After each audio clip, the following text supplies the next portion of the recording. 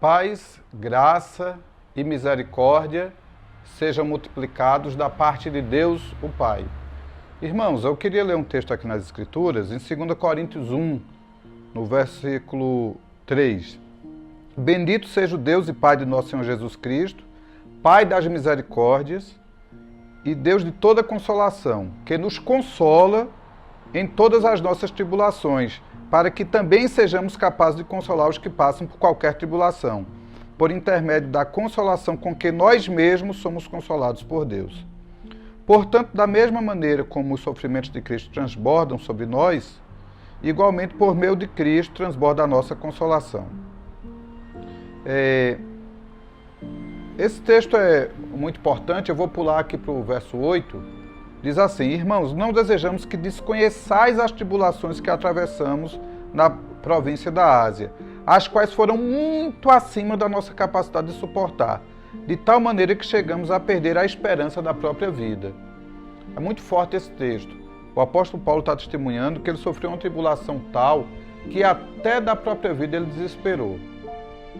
Agora, o curioso é que Deus usou tanto Paulo durante toda a vida para curar enfermos, para expulsar os demônios, para mudar destinos de centenas e centenas de pessoas, um pregador do Evangelho.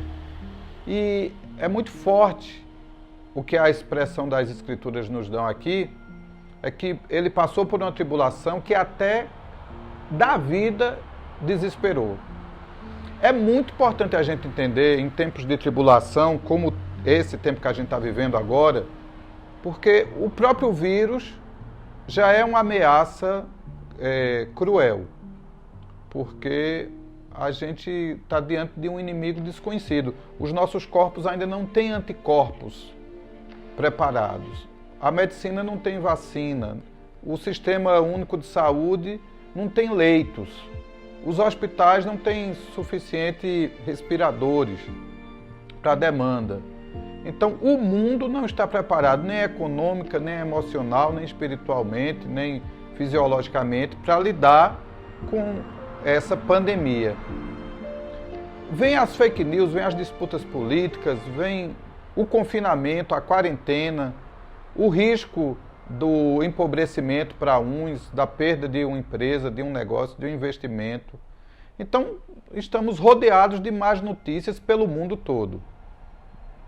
E é muito importante entendermos, irmãos, porque alguém pode perguntar assim: e Deus onde está? E eu posso orar? Deus responde a oração? Deus está trazendo castigo? Então, todas essas perguntas nos vêm à mente e nós precisamos saber como responder cada uma delas. Porque a explicação mais simples para isso é o seguinte: por causa do pecado do homem, por causa da queda do homem, o homem merece morrer. O homem é merecedor do lago de fogo e enxofre. Então, tudo que acontece na terra de desastre, de tragédia, de cataclisma, de tsunamis, de epidemias, de guerras, tudo isso é o salário do pecado, que é a morte. A morte vai chegar. E o homem se torna lobo do próprio homem e a natureza se transformou. A vida é uma luta pela sobrevivência, porque o princípio de morte entrou na terra por causa do pecado. Ao final das contas, a Bíblia diz que todos morreremos. Esses dias teve uma situação bem engraçada que um prefeito, para consolar a sua cidade, chegou a público e disse que todo mundo ia pegar o vírus e ele causou mais pânico do que... Mas assim, por mais triste que seja a notícia, a gente vai morrer todo mundo, exceto quem estiver vivo na hora que Jesus voltar, que não morrerá, será arrebatado. Exceto esses que serão arrebatados, os demais todos morreremos. E essa certeza de que o salário do pecado é a morte e a morte vai chegar, se não chega por uma doença, chega por uma queda, se não chegar por uma queda, chega por uma doença genética ou por uma tragédia. Não sei o que vai acontecer. Que tipo de acidente, incidente, ação, permitida ou desencadeada por Deus, não importa, a morte vai chegar. Porém, Deus intervém nessa história. Deus pode ressuscitar, Deus pode curar, Deus pode adiar a morte prevista para alguém. E o apóstolo Paulo esteve diante de tantas situações difíceis. e algumas delas ele implora a Deus para Deus lhe tirar de uma tribulação, para tirar dele um espinho na carne, e ele ouve de Deus a resposta: a minha graça te basta. Então, o nosso Deus pode curar? Pode. Podemos ter fé nele? Podemos. Podemos ter fé que essa pandemia encerre e que Deus nos ajude de muitos modos? Podemos. Podemos estar preparados para a morte ou para a vida, porque a coisa mais importante para nós é que a gente está unido a Ele, e a gente nele tem toda a esperança, toda a confiança.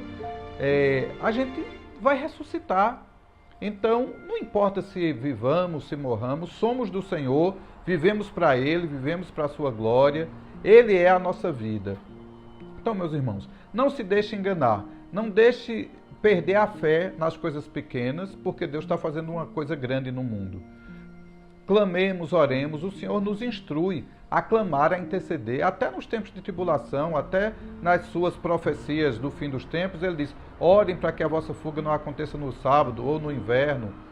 Ele ensinou os irmãos a interceder, a orar, mesmo diante de situações tão claramente decididas e determinadas pelo próprio Deus em sua sabedoria e onisciência. Então, a oração faz parte da vida da gente. Se o meu povo, que se chama pelo meu nome, se humilhar e orar e me buscar, eu ouvirei dos céus, perdoarei os seus pecados e sararei a sua terra. Nós podemos sim crer em Deus, crer no poder da oração, crer no nome de Jesus, crer nele e confiar nele. Que o Senhor nos abençoe, nos guarde, nos proteja, nos dirija.